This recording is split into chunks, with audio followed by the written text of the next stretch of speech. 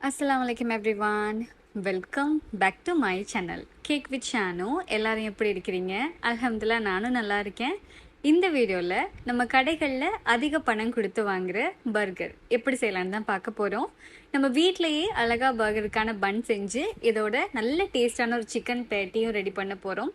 இதோட ஸ்பெஷலாக நம்மளோட பர்கருக்கு ஒரு சோஸும் ரெடி பண்ண போகிறோம். இது எல்லாமே இந்த வீடியோவில் நான் கிளியராக ஷேர் பண்ணியிருக்கிறேன். ஸோ வீடியோவை முடிஞ்ச அளவுக்கு ஸ்கிப் பண்ணாமல் பாருங்கள்.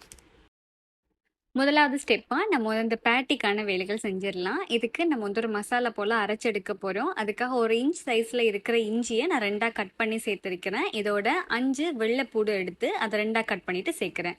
அது மாதிரி 2 கொத்து கருவேப்பிலை, 50 கிராம் அளவுக்கு வெங்காயம் இதெல்லாம் சேர்த்துட்டு 1/2 டீஸ்பூன் அளவுக்கு கடுகு சேர்க்குறேன். உங்கள்கிட்ட மஸ்டர்ட் பேஸ்ட் இருக்குது அப்படின்னா 1/2 டீஸ்பூன் அளவுக்கு சேர்த்துக்கோங்க. இப்போ இது எல்லாத்தையும் சேர்த்துட்டு நம்ம ஃபைனாக பிளெண்ட் பண்ணி எடுக்க போகிறோம். நல்லா அரைச்சி வரணும். இதுக்கு தண்ணி எதுவுமே சேர்க்க வேணாம். இந்த மாதிரி கலர் சேஞ்ச் ஆகி வந்ததும் இனி நம்ம அடுத்ததாக சிக்கனை அரைச்செடுக்க போகிறோம். இதுக்கு மிக்சியில் அந்த பெரிய ஜார் எடுத்திருக்கிறேன். இதில் 300 கிராம் அளவுக்கு போன்லெஸ் சிக்கன், எலும்பு இல்லாத சிக்கனாக சேர்த்துக்கொள்கிறேன். இப்போ நம்ம சின்ன ஜாரில் அரைச்சி வச்சுருக்கோம் இல்லையா, ஒரு மசாலா போல், அதை இதுக்குள்ளே சேர்த்துக்கொள்ளலாம். சின்ன ஜார் அப்படின்னு சொன்னால் நல்லா ஃபைனாக பிளெண்ட் ஆகி வரும். இப்போ இந்த மாதிரி எல்லாத்தையும் சேர்த்துட்டு ஒரு தடவை நம்ம அரைச்சி எடுத்துக்கொள்ளலாம். அதிகம் போட்டு மிக்ஸ் பண்ணணும் அப்படின்றது இல்லை. இப்போ எல்லாம் நல்லா மிக்ஸ் ஆகி வந்துட்டு இதில் இப்போ 2 டேபிள் ஸ்பூன் அளவுக்கு கார்ன்ஃப்ளவர், அதாவது சோள மாவை ஆட் பண்ணுறேன். இப்போ அடுத்ததாக இதில் 2 டேபிள் ஸ்பூன் அளவுக்கு பிரெட் க்ரம்ஸ் செட் பண்ணிக்கொள்கிறேன். நம்ம ரசக்கு தூள் அப்படி இல்லைன்னா பிஸ்கட் தூள் அப்படின்லாம் சொல்லுவோம், அதுதான் இது. இனி அடுத்ததாக இதில் 1 டீஸ்பூன் அளவுக்கு மிளகுத்தூள் சேர்த்துக்கொள்கிறேன். அதை மாதிரி 1 டீஸ்பூன் அளவுக்கு சில்லி பவுடர், மிளகாய் தூள் சேர்க்குறேன். உங்களோட காரத்துக்கு ஏற்ற மாதிரி சேருங்க. இதில் 1/2 டீஸ்பூன் அளவுக்கு மட்டும் உப்பு சேர்த்துக்கோங்க. இதோட 1 டீஸ்பூன் அளவுக்கு நம்ம கிச்சப் சேர்த்துக்கொள்ளலாம், டொமேட்டோ கெச்சப். அதே மாதிரி நான் 1 டீஸ்பூன் அளவுக்கு ஒயிஸ்டர் சோஸ் சேர்க்க போகிறேன்.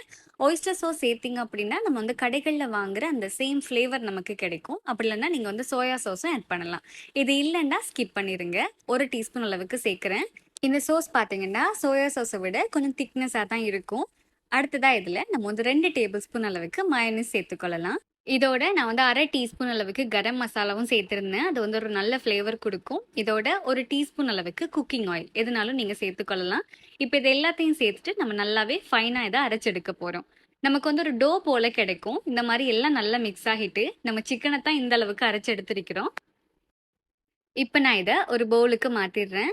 எப்பயுமே பேட்டி ரெடி பண்ணும்போது உப்பு கூடின மாதிரி போயிடும். அதனால உப்பை கரெக்டாக சேர்த்துக்கோங்க. இந்த 300 கிராம் அளவு சிக்கனுக்கு 1/2 டீஸ்பூனை விட கொஞ்சம் ஒரு பிஞ்ச் எக்ஸ்ட்ராவாக சேர்த்திங்க அப்படின்னா கரெக்டாக இருக்கும். நம்ம இதில் மயோனைஸ் சேர்த்துருக்கோம், அதை மாதிரி ஒயிஸ்டர் சோஸ் சேர்த்துருக்கோம். இது ரெண்டுலேயுமே லேசான புளிப்பு தன்மை இருக்கும். அதனாலேயே நான் இதில் சேர்க்குற லெமன் ஜூஸை கொஞ்சமாக சேர்த்துக்கொள்கிறேன். நான் ஒரு 2 டீஸ்பூன் அளவுக்கு சேர்த்துருக்கிறேன். இப்போ இதை மாதிரி சேர்த்துட்டு நல்லா மிக்ஸ் பண்ணி எடுத்துக்கொள்ளலாம். உங்ககிட்ட இருந்தால் இதில் 1/2 டீஸ்பூன் அளவுக்கு சிக்கன் ஸ்டாக் பவுடர் சேர்த்துக்கோங்க. அது நல்ல ஒரு ஃப்ளேவர் கொடுக்கும். இப்போ நம்ம இதை மூடி வச்சு கொஞ்ச நேரம் ஃப்ரிட்ஜில் வச்சு எடுக்க போகிறோம். சரியாக ஒரு மணித்தியாலம் வரைக்கும் வச்சு எடுத்தோம் அப்படின்னா நமக்கு ஷேப் பிடிச்சு எடுக்கிறதுக்கு ஈஸியாக இருக்கும். இப்போ நான் இந்த மிக்ஸை சரியாக ஒரு மணித்தியாலம் வரைக்கும் ஃப்ரிட்ஜில் வச்சு எடுத்துருக்கிறேன். நம்ம இனி ஷேப்பாக தட்டி எடுத்துக்கொள்ளலாம். அதுக்கு நான் இன்றைக்கி இந்த மாதிரி ஒரு மூடி தான் யூஸ் பண்ண போகிறேன். ஒரு மீடியம் சைஸில் இருக்கிற மாதிரி மூடி எடுத்துக்கோங்க. மூடியில் இந்த மாதிரி ஃபில் பண்ணிவிட்டு நம்ம தட்டினோம் அப்படின்னாலே ஈஸியாக ரிமூவ் ஆகி வந்துடும். எடுக்கிற மூடியில் கொஞ்சமாக ஆயில் ஸ்ப்ரெட் பண்ணி வச்சுக்கோங்க, அப்போ அது குயிக்காக வந்துடும். இந்த மிக்ஸை அரைச்சி எடுக்கும் போது நான் கருவேப்பிலை சேர்த்துருந்தேன். அதுக்கு பதிலாக நீங்கள் கொத்தமல்லியும் சேர்த்துக்கொள்ளலாம். ஒரு 2 டேபிள் ஸ்பூனுக்கு ஏற்ற மாதிரி கட் பண்ணிவிட்டு சேர்த்துக்கோங்க. இப்போ இந்த மாதிரி நம்ம பேட்டியை நல்லா இறுக்கமாக, அதாவது வெடிப்புகள் இல்லாமல் பிடிச்சு எடுக்கணும். ஷேப்பாக இது வரும். நமக்கு இந்த 300 கிராம் அளவு சிக்கனில் சரியாக 7லேருந்து 8 பேட்டி வரைக்கும் ரெடி பண்ணி எடுத்துக்கொள்ளலாம். நான் இப்போ மீடியம் சைஸில் எடுத்திருக்கிறேன். நம்ம ரெடி பண்ண போகிற பர்கர் பன்னுக்கும் அது சைஸ் ஏற்ற மாதிரி இருக்கணும். அதுக்கு ஏற்ற மாதிரி ஏதாச்சும் ஒரு சின்னதாக இருக்கிற மூடியே எடுத்துக்கோங்க. மெயினாக இந்த பேட்டி அதிகம் மொத்தமாகிடக்கூடாது, ஓரளவு உயரத்தில் இருக்கணும். இதில் பார்க்கும்போது உங்களுக்கு விளங்கும். இப்போ நம்ம இதை ஃப்ரிட்ஜில் 2 மணித்தியாலம் வரைக்கும் செட் பண்ணி எடுப்போம். நமக்கு ஃப்ரை பண்ணுறதுக்கும் கொஞ்சம் ஈஸியாக இருக்கும். இப்போ அதுக்கடியில் நம்ம இந்த பர்கர் பன் ரெடி பண்ணி எடுத்துக்கொள்ளலாம். அதுக்கு ஒரு பவுலில் நான் சரியாக 130 ml அளவு இளம் சூடான தண்ணி சேர்த்துக்கொள்கிறேன். இதில் நம்ம 30 கிராம் அளவுக்கு பவுடர் பண்ண சீனி சேர்க்க போகிறோம். இது சரியாக 2 டேபிள் ஸ்பூன் அளவுக்கு இருக்கும். இளம் சூடான தண்ணின்றதுனால சீனியை சேர்த்ததும் அது குயிக்காகவே கரைஞ்சிரும். இருந்தாலும் ஒரு தடவை மிக்ஸ் பண்ணி எடுத்துக்கொள்கிறேன். இப்போ நம்ம இதில் 1 டீஸ்பூன் அளவுக்கு ஈஸ்ட் சேர்க்க போகிறோம். 5 கிராம் அளவுக்கு இருக்கும் இந்த ஈஸ்ட். ஈஸ்ட் சேர்த்துட்டு ஒரு தடவை நல்லா மிக்ஸ் பண்ணி விடுங்க. எப்பயுமே நீங்க பன் ரெடி பண்ணும்போது ஈஸ்ட் ஆக்டிவ் ஆகிட்டா அப்படின்றத பார்த்துட்டு அதுக்குள்ள மிச்சமா இருக்கிற இன்கிரீடியன்ஸை சேர்த்துக்கோங்க. இந்த மாதிரி மிக்ஸ் பண்ணிட்டு ஒரு 5 நிமிஷம் நம்ம விட்டுட்டோம் அப்படின்னு சொன்னாலே மேலே வந்து பபிள்ஸ் போல வந்துடும். இந்த மாதிரி வந்ததுக்கு பிறகு நம்ம வந்து மாவு சேர்த்துக்கொள்ளலாம். நான் இதில் 2.5 கப் அளவுக்கு மாவு சேர்த்துருக்கிறேன். இது சரியா 310 கிராம் அளவுக்கு இருக்கும். இதில் 1/2 டீஸ்பூன் அளவுக்கு உப்பு சேர்த்துக்கொள்கிறேன். அதோட ஒரு முட்டையை லேசாக பீட் பண்ணிட்டு சேர்த்துக்கொள்கிறேன். நீங்கள் முட்டை சேர்க்க பிடிக்கல அப்படின்னா 2 டேபிள் ஸ்பூன் அளவுக்கு தயிர் சேர்த்துக்கோங்க. நீங்கள் தயிர் சேர்க்குறீங்களா இருந்தால் அதிகம் புளிப்பு இல்லாத தயிராக சேர்த்துக்கோங்க. நம்ம இந்த மாதிரி சேர்க்கும்போது பன் நல்லா சாஃப்டாக வரும். இப்போ இது எல்லாத்தையும் சேர்த்து நல்லா பிசைஞ்சு எடுத்துக்கொள்ளலாம். நமக்கு வந்து கையில் ஒரு இறுக்கமான ட்ரையான டோ போல தான் இது வரும். இதில் தண்ணி எதுவும் சேர்த்துறாதீங்க. இந்த மாதிரி எல்லாத்தையும் நல்லா மிக்ஸ் பண்ணி எடுத்ததும் நம்ம வந்து பட்டர் சேர்க்க போகிறோம். 30 கிராம் அளவுக்கு பட்டர் சேர்த்துக்கோங்க. நல்லா சாஃப்டான பட்டராக சேர்த்துக்கோங்க. பட்டரை சேர்த்துட்டு நம்ம நல்லா பிசைய ஆரம்பிக்கும் போது இதோட பதம் வந்து கரெக்டாகி வரும். பட்டர் இல்லைண்டா மாகரின் நீங்கள் சேர்க்கலாம். இது ரெண்டும் இல்லாத பட்சத்தில் ஒரு 2 டேபிள் ஸ்பூன் அளவுக்கு ஆயில் சேர்த்துட்டும் நீங்கள் வந்து பிசைஞ்சு எடுத்துக்கொள்ளலாம். ஆனால் பட்டர் சேர்த்திங்களா இருந்தால் இந்த டெக்ஸ்சர் வந்து கரெக்டாக இருக்கும். இப்போ இந்த மாதிரி ஒரு ஒர்க்கிங் ஏரியாவில் லேசாக மாவு டஸ்ட் பண்ணிவிட்டு நல்லா பிசைய ஸ்டார்ட் பண்ணுங்கள். இது குறைஞ்சது ஒரு 15 நிமிஷம் சரி நீங்கள் நல்லா பிசைஞ்சு எடுக்கணும். அப்போ தான் பன் நல்லா சாஃப்டாகி வரும். நான் பிசைஞ்சிருக்கிற மாவை உங்களுக்கு பார்த்தாலே தெரியும். மேலே வந்து எந்த விதமான கிராக்ஸும் இல்லாமல் நல்லா சாஃப்டாகி இருக்குது. இந்த மாதிரி நல்லா பிசைஞ்சு எடுத்ததும் நம்ம வந்து ஒரு பவுலுக்கு மாற்றிடலாம். பவுலில் வைக்கும்போது பவுலில் கொஞ்சமாக எண்ணெயை வந்து ப்ரஷ் பண்ணிக்கோங்க. அப்படி இல்லைன்னா நீங்கள் வந்து பட்டர் கூட ப்ரஷ் பண்ணி எடுத்துக்கொள்ளலாம். மாவு டபுளாகி வரும்போது அது பவுலில் ஒட்டாமல் வரும். இப்போ இந்த மாதிரி ப்ரெஷ் பண்ணதுக்கு பிறகு நம்ம பிசைஞ்சு வச்சுருக்க மாவை உள்ளே வச்சுட்டு மூடி வச்சிடலாம். டோக்கு மேலேயும் கொஞ்சமாக ஆயில் ப்ரஷ் பண்ணிக்கோங்க. இந்த டோ வந்து டபுளாகி வரும்போது நமக்கு நல்ல சாஃப்டாக கிடைக்கும். பேக்கரி ஸ்டைலில் பன் பண்ணுறதுக்கு ஒரு சில டிப்ஸ் மட்டும் நமக்கு தெரிஞ்சாலே போதும், அது பர்ஃபெக்டாக ரெடி பண்ணிடலாம். இது ரொம்ப ஈஸியான ஒரு வேலை தான். இப்போ இந்த மாதிரி நல்ல இறுக்கமாக மூடி வச்சுட்டு இந்த டோ டபுளாக வரும் மட்டும் நம்ம வந்து வெயிட் பண்ணலாம். இதுக்கு சரியாக ஒரு 45 நிமிஷம் மட்டும் எடுக்கும். இந்த டோ ப்ரூஃப் ஆகிறதுக்கு உங்களோட வீட்டிலேயே எங்கே கொஞ்சம் சூடு அதிகமாக இருக்கோ அந்த பிளேஸில் வச்சுக்கோங்க. ஈஸியாக டபுளாகி வந்துடும். நீங்கள் குளிரான இடங்கள்ல இருக்கீங்க அப்படின்னு சொன்னால் ஒரு சட்டியை கொஞ்சம் சூடு பண்ணிவிட்டு அதுக்குள்ளே கூட நீங்கள் இறக்கி வைக்கலாம். இப்போ பார்த்தீங்கன்னா நம்ம வைக்கும்போது இருந்ததை விட இப்போ மாவு டபுள் ஆகிட்டு இந்த மாதிரி வந்ததும் நம்ம வந்து சின்ன சின்ன போல்ஸாக ரெடி பண்ணி எடுத்துக்கொள்ளலாம். மாவு வந்து நல்லா சாஃப்டாக இருக்கணும். உங்களோட ஈஸ்ட் வந்து நல்லா ஆக்டிவாக இருந்தால் தான் இந்த மாதிரி மாவு டபுள் ஆகி வரும். இப்போ ஒரு ஒர்க்கிங் ஏரியாவில் வச்சுட்டு நம்ம வந்து பீசஸாக கட் பண்ணலாம். இந்த பீசஸ் ஒவ்வொன்றும் 40 கிராம் அளவு வர்ற மாதிரி பார்த்துக்கோங்க. நம்ம செய்கிற பேட்டிட அளவுலேயே இந்த பர்கர் பன்னும் இருந்துச்சு அப்படின்னா அதோட லுக் வந்து பார்க்குறதுக்கு நல்லா இருக்கும். இப்போ நான் வந்து 40 கிராம் அளவில் எடுத்து செய்கிற இந்த பன் பார்த்தீங்கன்னா நமக்கு வந்து கடைகளில் வாங்குற அளவில் கிடைக்கும். இந்த மாதிரி கட் பண்ணி எடுத்த உருண்டைகளை நம்ம வந்து உள்ளால மடிச்சு விட்டு இன்னும் கொஞ்சம் கூட பிசைஞ்சு எடுக்கணும். இந்த மாதிரி பண்ணா பன் வந்து உள்ள நல்ல சாஃப்டா கிடைக்கும். 2.5 கப் அளவு மாவுல நம்ம வந்து 13 பன் வரைக்கும் ரெடி பண்ணி எடுத்துக்கொள்ளலாம். இந்த மாதிரி 40 கிராம் அளவு அளந்து எடுத்தோம் அப்படின்னா இந்த மாதிரி நான் வீடியோவில் காட்டுறது போலவே உள்ளால மடிச்சு விட்டு ஒவ்வொரு போல்ஸையும் ரெடி பண்ணி எடுத்துக்கோங்க. கீழே வந்து லேசாக கொஞ்சம் தட்டையாக இருக்கணும். இந்த மாதிரி ரெடி பண்ணுங்க. இப்போ நான் இதை ஒரு பேக்கிங் ட்ரேக்கு மாற்றிட்டேன். ட்ரேயில் வந்து ஃபாயில் போட்டிருக்கேன். நீங்கள் வந்து பேக்கிங் பேப்பரும் போடலாம். இப்போ இந்த பன் எல்லாமே ப்ரூஃப் ஆகி வரணும், டபுள் ஆகி வரணும். இதுக்கு சரியாக 30 நிமிஷம் நமக்கு தேவைப்படும். இப்போ பார்த்தீங்கன்னா நம்ம வந்து ஏற்கனவே வச்சதை விட 2 மடங்காயிட்டு. இப்போ நம்ம இதுக்கு மேலே முட்டையை ப்ரஷ் பண்ணி எடுக்க போகிறோம். முட்டை சேர்க்க பிடிக்காதவங்க நீங்கள் வந்து பாலை சூடு பண்ணிவிட்டும் இதில் மேலால் சேர்த்துக்கொள்ளலாம். அதுவும் வந்து நல்ல ஒரு கோல்டன் கலர் கொடுக்கும். இந்த மாதிரி முட்டையை ப்ரஷ் பண்ணிவிட்டு இதுக்கு மேலால் வெள்ளை எள்ளு தூவி கொள்கிறேன். நீங்கள் வந்து வெள்ளை எள்ளுக்கு பதிலாக கருப்பு எள்ளும் தூவலாம். இப்போ இந்த பண்ணை சரியாக 180 செல்சியஸில் 20 நிமிஷம் வரைக்கும் நான் பேக் பண்ணி எடுத்திருக்கிறேன். பேக் பண்ணும்போது டபுள் சைட் போட்டு பேக் பண்ணி எடுத்துக்கோங்க. கடையில் வாங்குறது போலவே நீங்கள் வீட்டில் செய்கிற பன்னும் நல்லா சாஃப்டாக இருக்கணும் அப்படின்னா பேக் பண்ணதுக்கு பிறகு பன் நல்லா சூடாக இருக்கும் போதே மேலால் பட்டரை ப்ரஷ் பண்ணிக்கோங்க. ஒரு பீஸ் பட்டர் எடுத்துட்டு நம்ம பன்னுக்கு மேலால் இந்த மாதிரி பண்ணினோம் அப்படின்னு சொன்னால் அது குயிக்காக மெல்ட் ஆகிரும். இப்போ நமக்கு ப்ரஷ் பண்ணுறதுக்கு ஈஸியாக இருக்கும். நான் சொல்கிற எல்லா இன்ஸ்ட்ரக்ஷன்ஸையும் நீங்கள் ஃபாலோ பண்ணால் மட்டும்தான் நல்ல சாஃப்டான பன் ரெடி பண்ணி எடுத்துக்கொள்ளலாம். மேலால் பட்டர் ப்ரஷ் பண்ணுறதுன்றது பன்னுக்கு மஸ்ட். அதனால் கண்டிப்பாக இதை செஞ்சுக்கோங்க.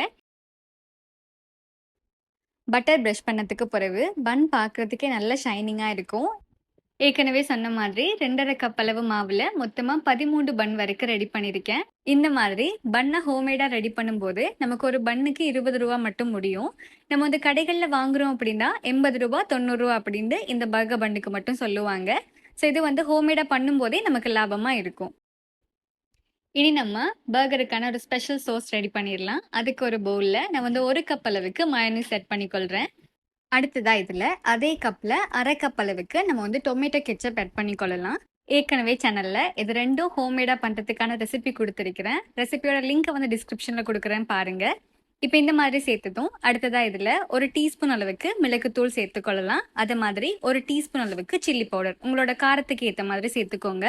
1/2 டீஸ்பூன் அளவுக்கு உப்பு சேருங்க. டேஸ்ட் வந்து பேலன்ஸா இருக்கும். இதோட நான் வந்து 1/4 டீஸ்பூன் அளவுக்கு ஆனியன் பவுடர் சேர்த்துக்கொள்றேன். நீங்க வந்து கார்லிக் பவுடரும் ஆட் பண்ணிக்கொள்ளலாம். இதோட நம்ம வந்து கொஞ்சமா லெமன் ஜூஸ் ஆட் பண்ணலாம். இது வந்து அதிகமா சேர்க்கணும் அப்படின்றதே இல்லை. மயோனைஸ்ல ஏற்கனவே ஒரு புளிப்பு தன்மை இருக்கும்.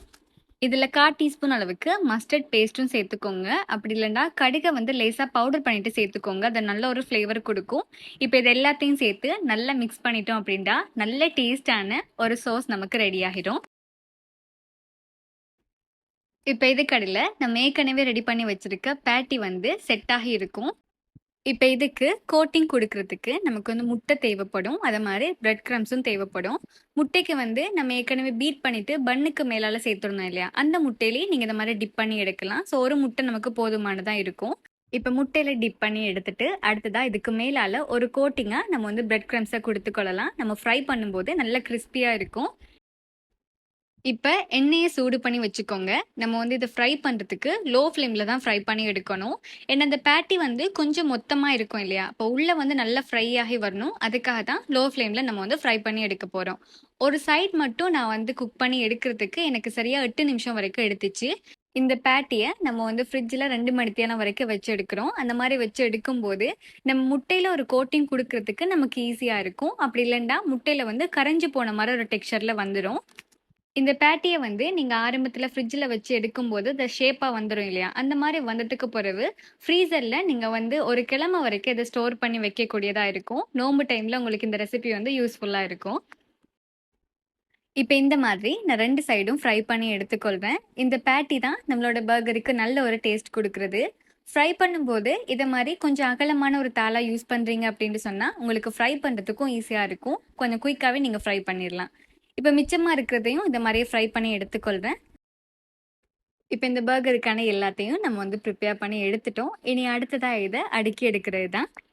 இதோட கொஞ்சமாக ஓரளவு பெரிய ஆனியனை வட்ட வட்டமாக கட் பண்ணி எடுத்துக்கோங்க. ரிங்ஸ் போல் கட் பண்ணுங்க. அது மாதிரி நமக்கு வந்து லெட்டிவ்ஸ் தேவைப்படும். அதையும் நான் வந்து உப்பு போட்டு ரெடி பண்ணி வச்சுருக்கிறேன்.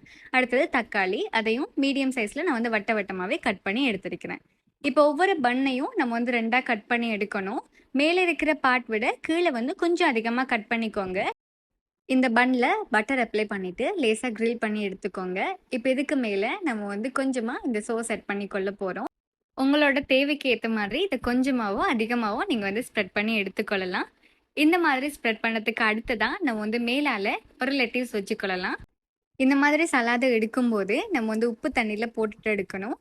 ஒரு சின்ன பீஸ் மட்டும் வச்சுக்கொள்ளலாம். நான் வந்து சின்னதாக 2 பீஸ் வரைக்கும் இதில் வைக்கிறேன். இந்த பன்னுக்கு அழகு சேர்க்குறதே லெட்டிவ்ஸ் தான். இது இல்லைண்டா நீங்கள் வந்து கோவாவையும் இதழ்களாக எடுத்து இதில் வைக்கலாம். இதுக்கு மேலால் நம்ம வந்து ரிங்காக கட் பண்ணி வச்சுருக்கிற ஆனியன் சேர்த்துக்கொள்கிறேன். கொஞ்சம் பெரிய பெரிய பீசஸாக ஆனியன் இதை மாதிரி கட் பண்ணி வச்சுக்கோங்க. இப்போ இதை வச்சுட்டு அடுத்துதான் நம்ம வந்து தக்காளி வைக்க போகிறோம். தக்காளியை வந்து மீடியம் ஹைட்டில் தான் நான் எடுத்திருக்கிறேன். இதையும் ஒரு 3 பீஸ் மட்டும் மேலே வைக்கிறேன். இப்போ இதுக்கு மேலே நம்ம ரெடி பண்ணி வச்சுருக்க நல்ல டேஸ்டான இந்த பேட்டியை வச்சுக்கொள்ளலாம். இப்போ இதுக்கு மேலே நம்ம சீஸும் ஆட் பண்ணலாம். நான் ரெடி பண்ணி வச்சுருக்க நல்ல க்ரீமியான இந்த சோஸை சேர்த்துக்கொள்கிறேன். உங்களோட விருப்பத்துக்கு ஏற்ற மாதிரி கூடுதலாகவோ குறைவாகவோ நீங்கள் இந்த சோஸ் ஆட் பண்ணிக்கொள்ளலாம். இப்போ இதுக்கு மேலே ஃபைனலாக நம்மளோட பன்னுக்கான மேலே இருந்த அந்த ஒரு பாட்டை வச்சுட்டு கவர் பண்ணலாம். 300 கிராம் அளவு சிக்கனுக்கு எனக்கு மொத்தமாக 7 பேட்டி வரைக்கும் கிடச்சிருந்துச்சு. அப்போ நான் 7 பர்கர் பன் வந்து இதில் ரெடி பண்ணி எடுத்துக்கொள்கிறேன். ரெஸ்டாரண்ட் ஸ்டைலில் நம்ம எல்லாருக்குமே பிடிச்ச நல்ல க்ரீமியான பர்கர் பன் வந்து வீட்டில் ஈஸியாக ரெடி பண்ணி எடுத்துக்கொள்ளலாம். இந்த டிப்ஸ் எல்லாமே ஃபாலோ பண்ணி நீங்களும் ரெடி பண்ணி பார்த்துட்டு கண்டிப்பாக உங்களோட ஃபீட்பேக்கை கமெண்ட்டில் சொல்லுங்கள்.